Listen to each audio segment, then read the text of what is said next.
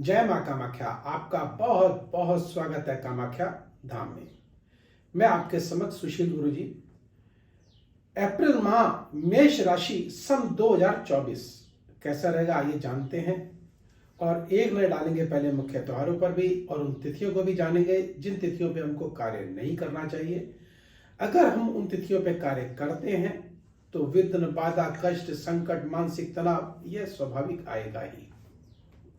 और उन तिथियों को भी जानेंगे जिन तिथियों पे हमको कार्य नहीं करना चाहिए, और जो ग्रह इस माह में अशुभ हैं उनको शुभता में कैसे बदला जाए यह भी हम जानेंगे। और मां कामाख्या के उपाय करके हम इस माह को चमत्कारिक बना सकते हैं।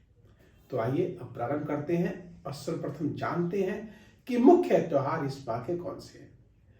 2 तारीख को शीतला माता जी का व्रत है और 8 तारीख को सोमावती अमावस्या, और 9 तारीख को आपको बहुत बहुत बधाई हो, चैत्र माह प्रारंभ हो रहा है और संवत 2081 भी प्रारंभ हो रहा है। और इसके साथ साथ 9 तारीख को नवरात्र भी प्रारंभ हो रहे हैं और 17 तारीख को वह नवमी है, और 17 तारीख को मां तारा जयंती भी है। कितनी शुभ बात है ये। आइए आगे बढ़ते हैं और जानते हैं कि 23 तारीख को चैत्र माह की पूर्णिमा भी है। तो अब हम बात करते हैं ग्रह गोचर पर एक नजर डालते हैं। 23 तारीख को मंगल देव वह मीन राशि में प्रवेश कर जाएंगे जो कि मेष राशि के स्वामी भी हैं। 22 तारीख तक यह एकादश भाव में रहेंगे तो शनि देव के साथ है, लेकिन आपकी आय अवश्य बढ़ेगी, आपकी उपलब्धियां अवश्य बढ़ेगी, आपको धन की प्राप्ति अवश्य होगी। और अगर शिक्षा जगत से जुड़े हुए हैं तो निश्चित आप सफलता आपके कदम अवश्य चूमेगी, लेकिन शनि देव साथ में होने से थोड़ा सा विलंब हो सकता है या थोड़ी सी रुकावटें आ सकती है। तो इसके लिए क्या करें जानेंगे एक महा उपाय को, जिसको करके निश्चित इस माह को आप मंगलमय बना सकते हैं। आइए आगे बढ़ते हैं। यही मंगल देव 23 तारीख को यह द्वादश भाव में चले जाएंगे और राहु देव वहां पहले से ही विराजित हैं। तो यह मंगल और राहु का जो दोष बनेगा वह निश्चित द्वादश भाव को वह पीड़ित कर देगा। द्वादश भाव हमारा शयन कक्ष है, हमारे भोग विलास की वस्तुएं हैं, हमारा भोग है, तो निश्चित तौर से उसमें बाधा, रुकावटें या अड़चन या यूं कहें कि कष्ट, संकट, या यूं कहें कि पारिवारिक जीवन में भी मतभेद पैदा हो सकते हैं। और ऐसा ना हो, जैसा कि मैंने बताया कि आपको एक उपाय दूंगा जिसको करके इस माह में जो अशुभता है उनको आप शुभता में बदल सकते हैं। तो आगे बढ़ते हैं और जानते हैं कि किन किन तिथियों को हमको जब शुभ रहेगा वह तिथियां कौन सी हैं। माह की 9 तारीख और 10 तारीख बहुत ही शुभ है। इसके बाद 13 और 14 बहुत शुभ है।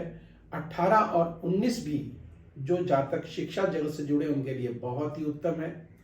और इसके बाद अगर हम आगे बढ़ते हैं 23 और 24 तो यह आय के लिए बहुत ही उत्तम है, और पारिवारिक जीवन में भी जो मतभेद पैदा हो रहे होंगे उनको भी यह मिटा देगा, अर्थात आनंद का माहौल घर में अवश्य बनेगा। और अगर किसी विवाह में बनने जा रहे हैं तो इस दिन सफलता आपके कदम अवश्य छूमेगी। आगे बढ़ते हैं और जानते हैं 27, 28 और 29 तारीख यह भी बहुत ही मंगलदायक भाग्यवर्धक तिथि है। इसके साथ साथ 2, 3, 4 यह भी बहुत शुभ तिथि है। इसके अतिरिक्त हम आगे बढ़ते हैं, वह 30 तारीख रुकावटों के साथ काम बनेंगे, लेकिन बनेंगे अवश्य, और भाग्य भी आपका अवश्य चमकेगा। और कोई प्रमोशन अगर आपका ड्यू है तो वह प्रमोशन भी हो जाएगा, और व्यापारी वर्गों के लिए यह बहुत ही उत्तम समय है ये। तो अब उन तिथियों को जान लेते हैं जिन तिथियों पे हमको कार्य नहीं करना चाहिए। वह तिथियां कौन सी हैं। 20, 21, 22, 25 और 26, और इसके साथ साथ 7 और 8 भूल कर भी इन तिथियों को कार्य ना करें। अगर करना भी पड़े तो एक छोटा सा महा उपाय मां कामाख्या का, जिसको करके निश्चित आप इस माह को मंगलमय और चमत्कारिक बना सकते हैं।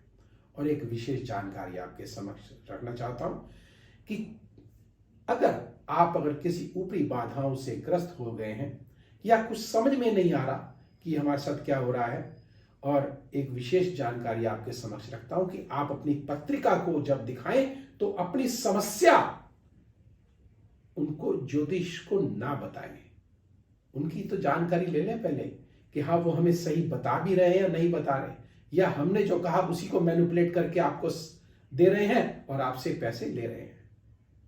तो कृपया करके उसी ज्योतिष शास्त्र पर विश्वास करें, ज्योतिष पर विश्वास करें जो आपकी समस्या आपके सिर्फ डेट ऑफ बर्थ से बता दे तो वो आपका हल भी सही कर सकता है। तो इस बात की विशेष जानकारी आपके समक्ष है। अपनी दिमाग को, अपनी आंखों को खोल करके अपनी पत्रिका का अवलोकन कराएं। अब आगे बढ़ते हैं और जानते हैं उस महा उपाय को जिसको करके इस माह को आप चमत्कारिक और मंगलमय बना सकते हैं। सर्वप्रथम एक कार्य करिएगा। अगर वैवाहिक हैं तो अपनी पत्नी को बिल्कुल भी नाराज ना करें, और अगर आप अविवाहित हैं तो अपनी माता जी का आशीर्वाद अवश्य लें। तो निश्चित इस माह को आप मंगलमय और चमत्कारिक रूप अवश्य दे सकते हैं और किसी प्रकार की बाधा इस माह आपको नहीं सताएगी। अगर आपको यह वीडियो पसंद आया हो, लाइक करें, सब्सक्राइब करें और बेल बटन को अवश्य दबाएं, जिस अगला वीडियो आपके पास सबसे पहले पहुंचे और आप मां कामाख्या के अचूक तांत्रिक उपायों को करके अपने इस जो संकट हैं, जो कष्ट हैं, उनको मिटा सके और अपने भाग्य को बढ़ा सके। तो मुझे दीजिए आज्ञा। जय मां कामाख्या।